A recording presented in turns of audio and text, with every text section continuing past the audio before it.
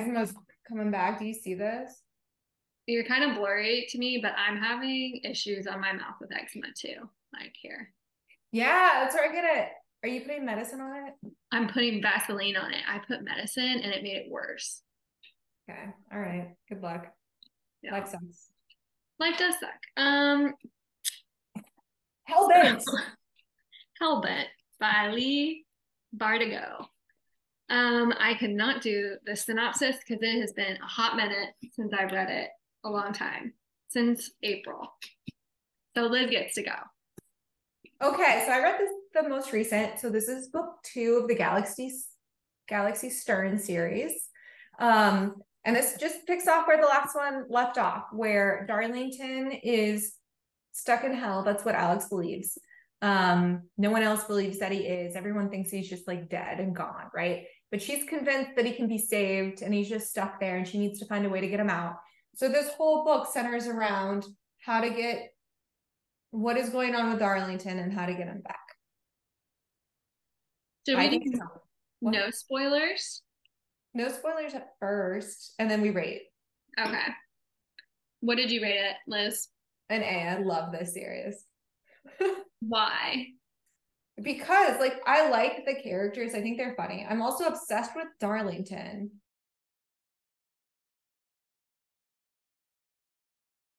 I guess I don't know if it's a That spoiler. is a spoiler. So edit that out. I love this book. I love this series. I'll read 100 of them. I hope she writes them until she dies. The characters are so good. And the stories are like entertaining and like unique. They're not like the normal stories I'm used to. Also, I need another book because I need to know who Alex's dad is. I'm convinced it's important to the plot.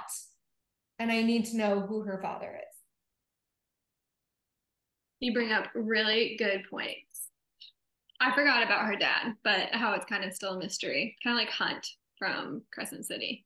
Like Yeah. waiting to see who these important fathers are. Well, you know who Hunt's dad is. Oh, you don't know. You know Bryce's dad, not Hunt's dad. I'm sorry. Yeah. You're right. But What did did you? you rate it? I rated this an A as well. I thought it was a really good like fantasy series, but not so much that it's in a different world. I kind of like that you can picture it more easily in your head. You know, it's at Yale, you can kind of like set the scene, but it dips and weaves in and out of fantasy, which I like. I also love the characters. Dawes is really growing on me. I think she might be my favorite. Like she Yeah, just, she's definitely mine. yeah, she's like very I like intellectual. I don't know. Maybe it's because I can relate more to her. You know, like she's reading, she's more introverted, but she's like stands up for herself when she needs to, and she's kind of witty sometimes too. So I liked all that, and I do like that it's. Is this a trilogy? I don't think she's announced how many yet.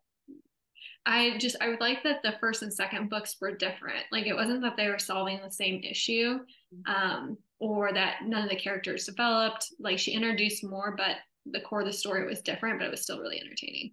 Sometimes you get like sequels to where they're kind of doing the same exact thing over and over again. Same person saves the day, etc. But these were good and different. Good point. And I rated it an A minus. I really liked it. I don't know. It was super good. Um, I liked it better than the other ones she's written, other than Crooked Kingdom, that series. But it was way better than the other ones. So I can't wait for the next one to come out. But yeah, like all the characters were more relatable than like Shadow and Bone. I thought so many people were annoying, but in this one I was like attached to all the people. Like I liked all of them. So, but yeah, Pam was definitely my favorite. that's a good point. I feel like her writing, the authors has gotten a lot better.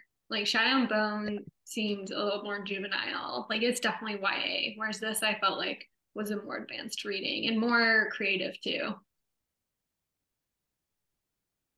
Yeah, Shadow and Bone was definitely like my least favorite series that she wrote. Or like, I don't know if you count Crooked Kingdom as in there, but that one was much better. Rule of Wolves was much better. This one was probably my favorite. Do you think that the worlds will interconnect?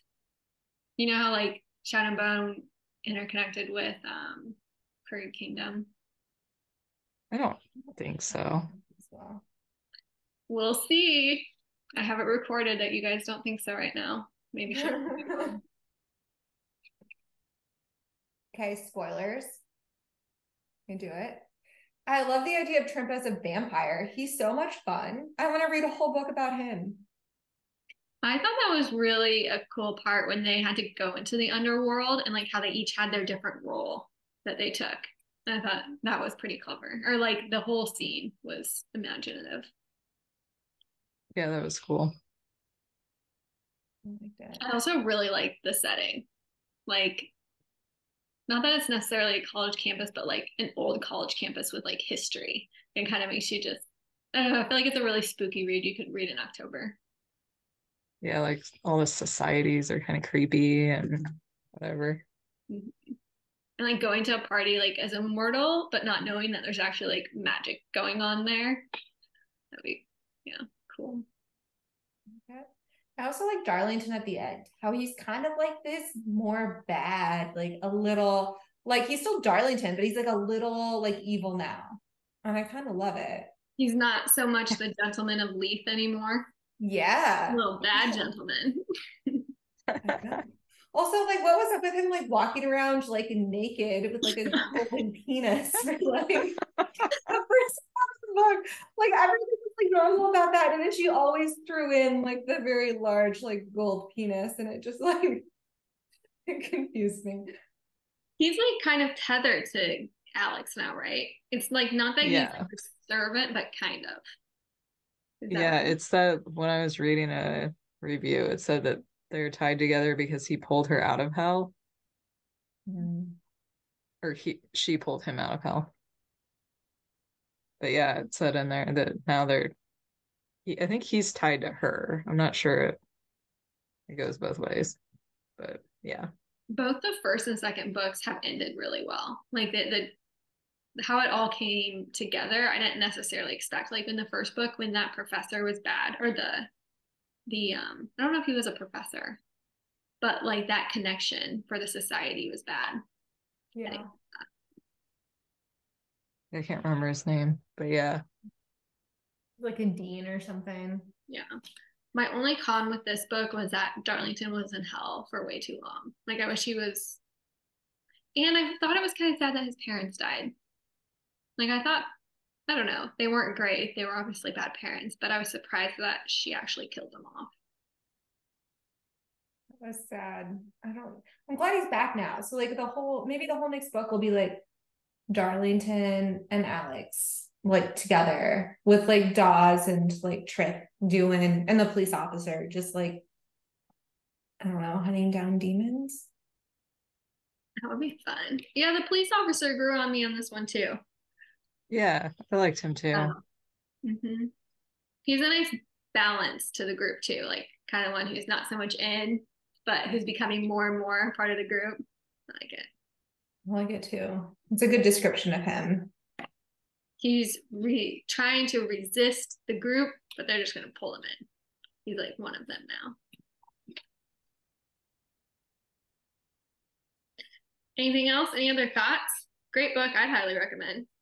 It's I'd say that Hell Bent I liked Hell Bent more than Ninth House. Yes, I did too. Yeah. They're both good. Good series. Can't wait for the third.